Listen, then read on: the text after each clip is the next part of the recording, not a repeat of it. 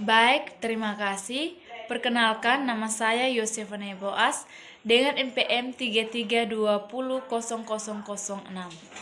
Saya mahasiswi Universitas Timur, Fakultas Ilmu Pendidikan dan Keguruan, khususnya program studi pendidikan biologi. Tujuan saya membuat video ini untuk memenuhi tugas mata kuliah dasar-dasar pembelajaran biologi. Observasi adalah instrumen non-tes yang dilakukan dengan cara mengamati langsung tingkah laku peserta didik. Baik, yang pertama itu observasi partisipatif. Observasi partisipatif adalah pengamatan ikut ambil bagian dalam kegiatan kelompok yang sedang diamati. Yang kedua, observasi sistematis. Observasi sistematis ini adalah observasi menggunakan kerangka yang berisi faktor-faktor yang ingin diteliti. Yang ketiga, observasi eksperimental. Observasi eksperimental ini adalah pengamatan tidak berpartisipasi dalam kelompok yang diamati, namun dapat mengendalikan unsur-unsur tertentu. Langkah-langkah menyusun observasi yaitu yang pertama, merumuskan tujuan, yang kedua, merumuskan kegiatan, yang ketiga, menyusun langkah-langkah, yang keempat, membuat kisi-kisi, dan yang kelima, membuat alat penilaian. Jenis-jenis non-tes yang kedua yaitu wawancara.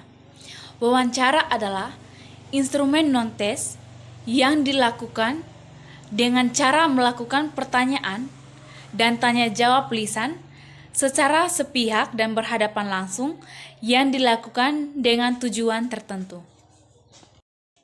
Wawancara ini dibedakan menjadi dua jenis. Yang pertama, wawancara terpimpin, dan yang kedua, wawancara tidak terpimpin.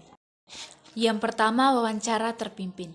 Wawancara terpimpin adalah wawancara yang dilakukan dengan mengajukan pertanyaan yang sudah disusun terlebih dahulu. Yang kedua, wawancara tidak terpimpin.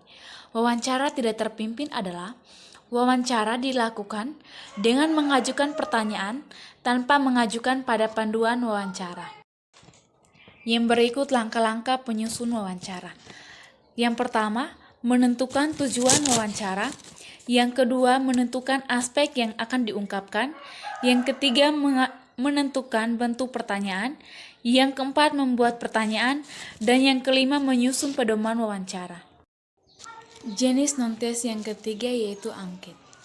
Angket adalah suatu teknik atau cara memahami siswa dengan mengadakan komunikasi tertulis, yaitu dengan memberikan daftar pertanyaan yang harus dijawab atau dikerjakan oleh responden secara tertulis juga. Langkah-langkah penyusun angket yang pertama, menyusun kisi-kisi, yang kedua, menyusun pertanyaan-pertanyaan, yang ketiga, membuat pedoman cara menjawab, yang keempat, melakukan uji coba, yang kelima, merevisi angket berdasarkan hasil uji coba, yang keempat, mengadakan angket secara jumlah responden.